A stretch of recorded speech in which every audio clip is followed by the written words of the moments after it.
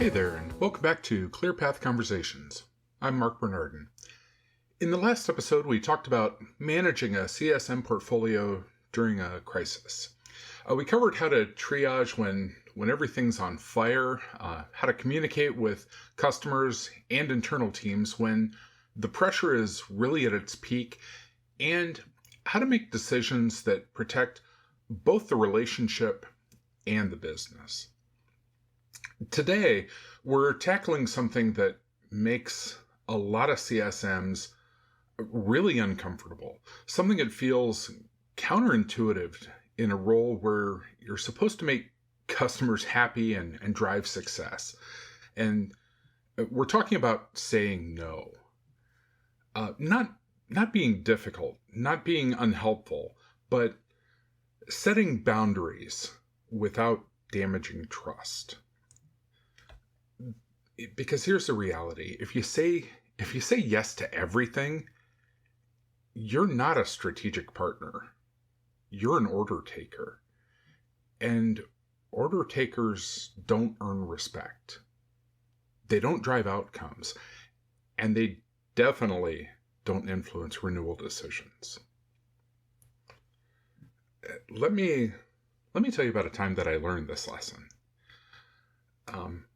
Early on in my career at Cofense, before I understood the strategic value of boundaries, I had a customer who was constantly asking for things. Custom reports, extra training sessions, one-off integrations, priority support for issues that really weren't urgent. And I said yes. I said yes every time. I thought I was being helpful. I thought I was building the relationship. I thought that's what good customer success looked like. And you know what happened? The requests just kept coming. And they got bigger, more aggressive, and more unreasonable. And when I finally had to say no to something that was genuinely out of scope, genuinely not feasible, the customer acted like I had betrayed them. But you always made this work before, they said. And they were right, I had. Because I'd trained them to expect that I would bend over backward for anything that they asked for, regardless whether or not it made sense. And that was on me. I'd set a precedent, and once you set a precedent, breaking it feels like a broken promise. So here's what I learned. Saying no is not about being difficult. It's about being clear. Clear about what's in scope and what's not. Clear about what you can commit to and what requires escalation. Clear about what serves the customer's actual goals and what's just noise. And when you do it right, saying no actually strengthens the relationship. Because it shows you're not just here to take orders. You're here to guide them towards real outcomes. Now let's talk about when you need to say no. The first category is scope creep. This is when a customer asks for something that's technically possible, but outside the boundaries of what they've purchased or what your role is designed to deliver. Maybe they're asking for custom development that's not included in their contract.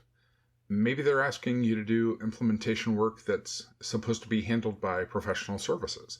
Maybe they're asking for a level of support that requires a different tier or a different engagement model. Here's the thing about scope creep. It's almost never malicious. Most customers aren't trying to take advantage of you. They're just asking for what they need.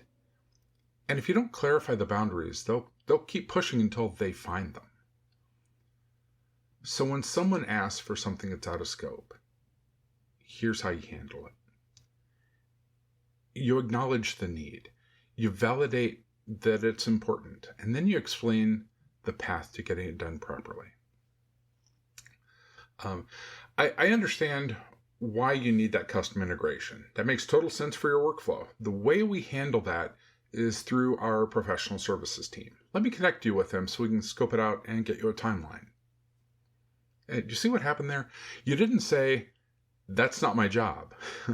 You didn't say, we can't do that. You said, here's how we do that right. That's not a refusal. That's guidance. The second category is timing and prioritization. This is when a customer asks for something that's reasonable, but the timing just doesn't work. Maybe they want a new feature implemented next week, but your engineering team needs 2 months. Maybe they want an executive business review scheduled tomorrow, but you need the time to really prepare it properly. Here's where a lot of CSMs get stuck. They feel pressure to promise what the customer wants, even when they know that it's not realistic. And then they either miss the deadline or they deliver something rushed and something below par. Don't do that.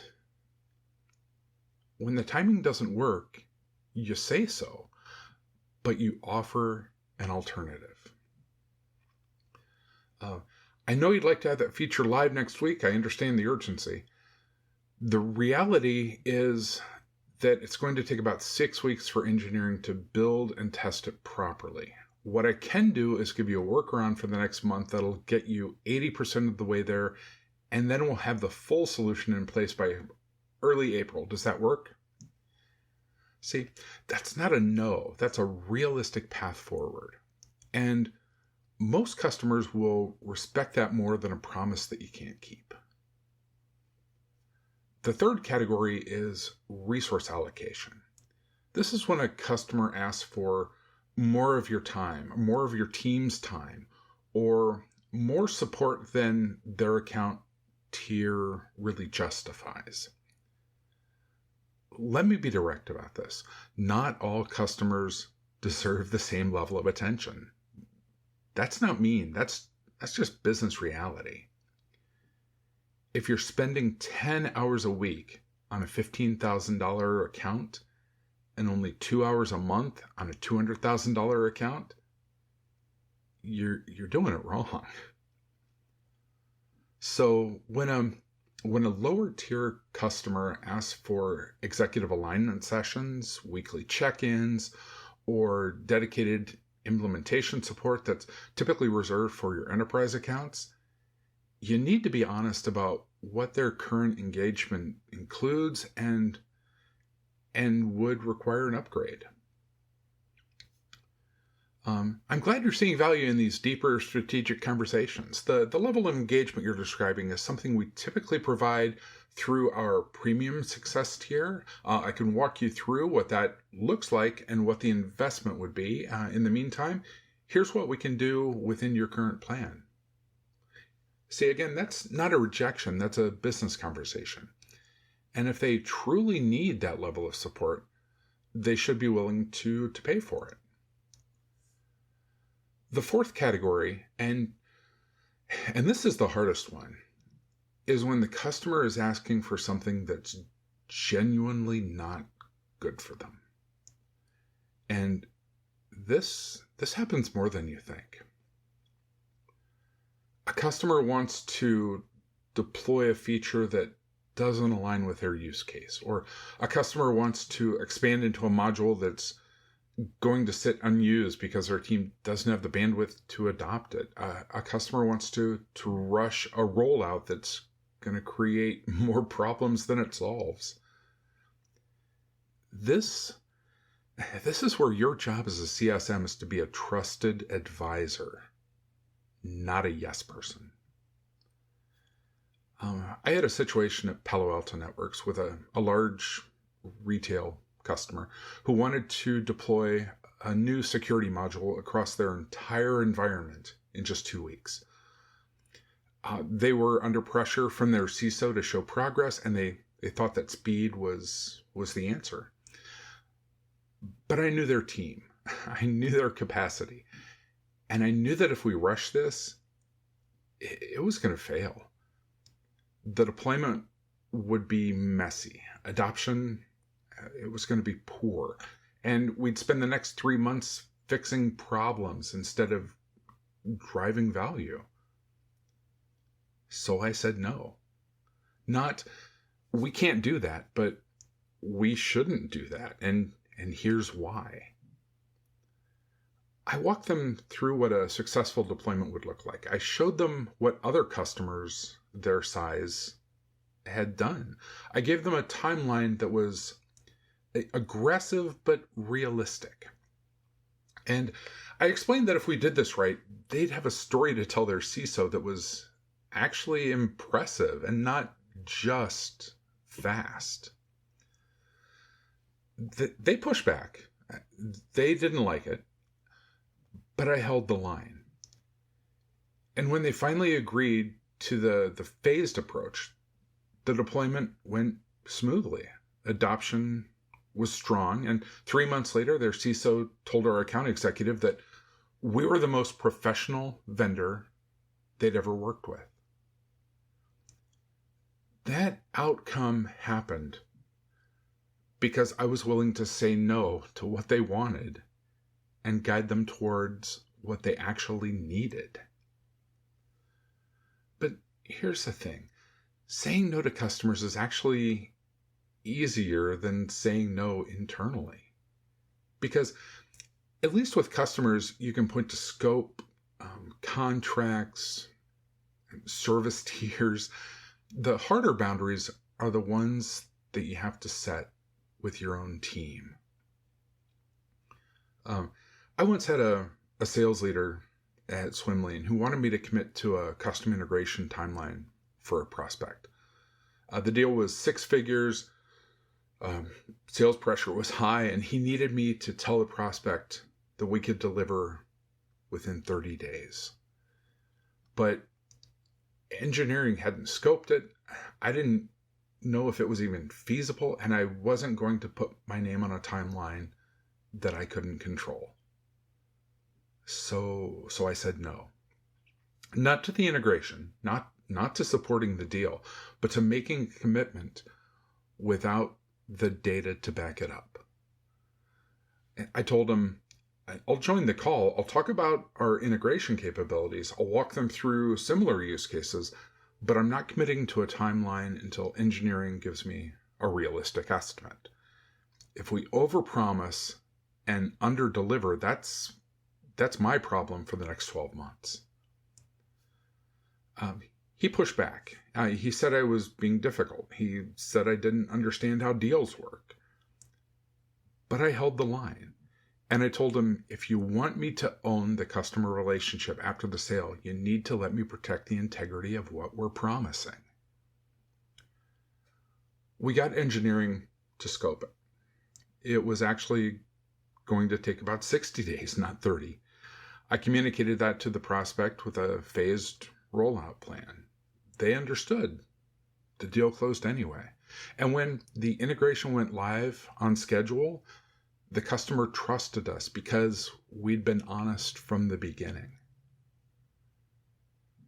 That's the boundary you have to hold internally, because if you let sales overpromise, if you let product deprioritize critical fixes, if you let leadership stretch your portfolio too thin, you're the one who has to deliver on commitments that were never realistic. So saying no isn't just about customers. It's about protecting your ability to do the job well. Now let's talk about how to say no without damaging trust. Because delivery matters just as much as the decision. The first rule is never say no without offering an alternative. No by itself feels like a dead end. No, but here's what we can do feels like a partnership. Even if the alternative isn't perfect, it shows you're not just shutting them down. You're trying to solve the problem. The second rule is explain the why. People can handle no if they understand the reasoning. They can't handle no if it just feels arbitrary. We can't prioritize that feature request right now because we're focused on stability improvements that affect all customers, but here's when we will revisit it, and here's how you can track the progress. That's clear, that's honest, and it gives them something to hold on to. The third rule is acknowledge the impact. Don't minimize what they're asking for. Don't act like it's not a big deal. If it's important to them, treat it like that's important. I know this integration is critical for your workflow, and I understand the frustration of not having it available quite yet. Here's what we're doing to get there, and here's what I can do in the meantime to reduce the friction. That validation matters. It shows that you're not dismissing them. You're just being realistic about what's possible. The fourth rule is don't apologize for things you can't control. If the limitation is a product gap, you don't need to apologize for the product roadmap. If the limitation is a resource constraint, you don't need to apologize for your company's priorities.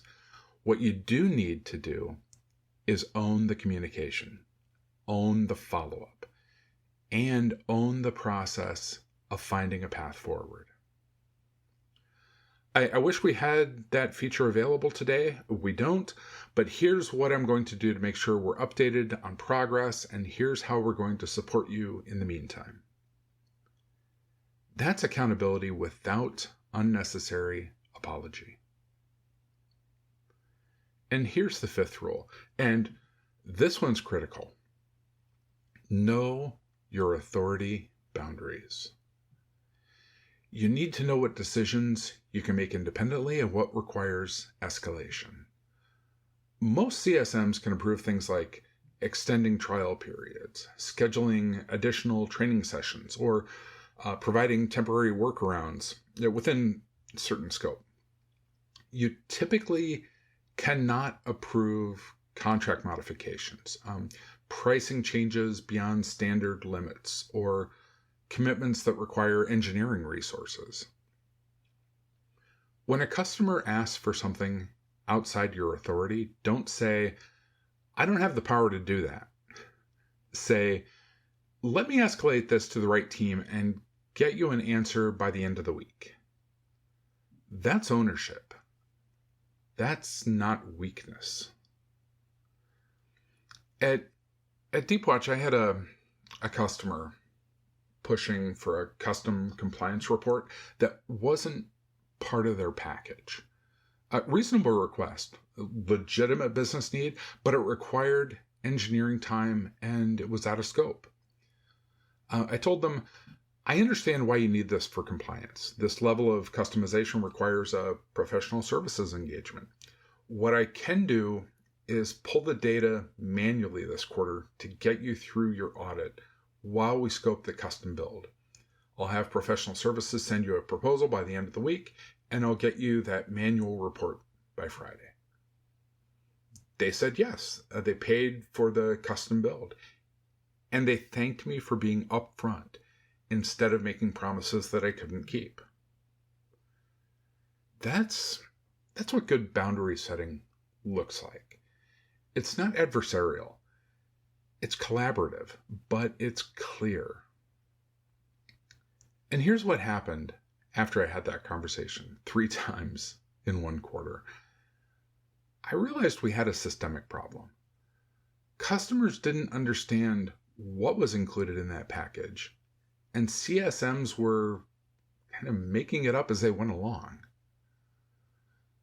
So I built a service tier definition document, just a one-pager. Clear language, what's included at each tier, what requires professional services, and what requires an upgrade. I shared it with the CS team, got buy-in from leadership, and we started using it in every customer onboarding and every renewal conversation. Out-of-scope requests dropped by about 40% over the next few months. Not because customers stopped asking for things, but because we set expectations up front instead of reactively. And when customers did ask for custom work, we had a process. CSMs weren't making judgment calls in the moment. They were following a framework that protected both the customer relationship and the business. The business impact was significant. By reducing time spent on out-of-scope work, the team freed up about 6 hours per CSM per week. That time got reallocated to strategic accounts, proactive outreach, and expansion conversations. We saw a 25% increase in expansion opportunities identified that quarter. That's what scalable boundary setting looks like. You don't just handle these situations individually. You build systems that prevent them from becoming recurring problems. Now let's talk about what happens when you don't set boundaries. When I was mentoring the CSM team at Palo Alto Networks, this was one of the first skills that I taught: how to say no with confidence, how to recognize when a request doesn't serve the customer's goals, how to offer alternatives instead of just accommodating. Because here's what I learned: CSMs who can't hold boundaries burn out within about 18 months. They overextend, they overpromise, and they lose credibility with both customers and internal teams. But the CSMs who learn to say no strategically, they build sustainable portfolios. They earn trust, and they get promoted. That's not just a theory. That's what I saw happen with the team that I mentored. The ones who mastered boundary setting were the ones who moved into senior roles. So here's my challenge to you. Think about the last time a customer asked for something that made you uncomfortable, something that felt out of scope or unrealistic, or maybe just not the right call. If you said yes anyway, ask yourself, what would have happened if you'd held the boundary? Most of the time, the relationship would have been fine, maybe even stronger, because customers respect honesty more than accommodation. Saying no is not about being difficult. It's about being strategic. And when you do it right, it becomes one of the most valuable skills you have, because it shows you're not here to take orders. You're here to be a trusted advisor. In our next episode, we're going to talk about building the internal CS playbook that you wish you had when you started.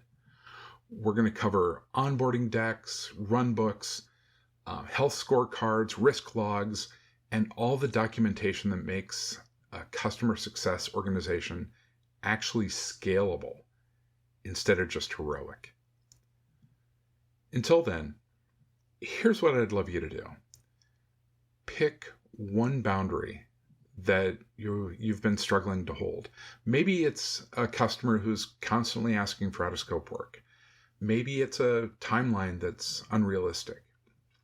Could be a request that you know isn't in their best interest. And the next time it comes up, practice saying no with clarity, empathy, and an alternative. See what happens. I think you'll be surprised at how well it goes. That's the work. So follow the show on your favorite platform.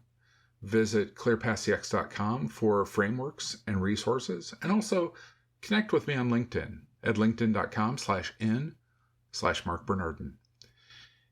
If this episode gave you permission to set boundaries that you've been avoiding, drop me a message. I read every single one. Thank you for being here. Thank you for doing this work. And thank you for showing up and delivering every single day. I'll talk to you soon.